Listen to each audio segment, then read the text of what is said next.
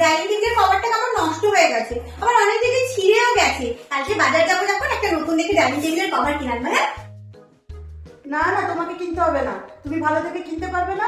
আমি আমার মেয়েকে বলে দিচ্ছি, ও ভালো দেখে কিনে আনবে।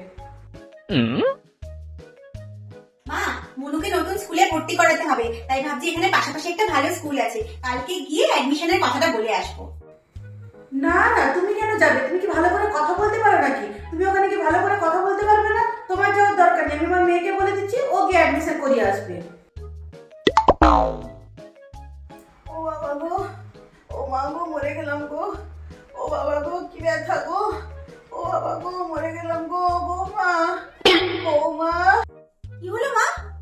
বৌমা, বামটা নিয়ে এসে একটু মালিশ করে দাও না গো।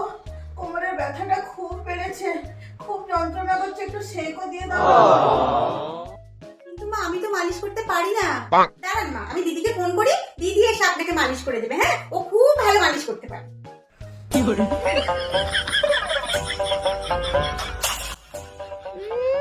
এমনি সময় সারাক্ষণ মেয়ের গুণগান করছে, আর সেবার সময় বৌমাকে দরকার পড়বে।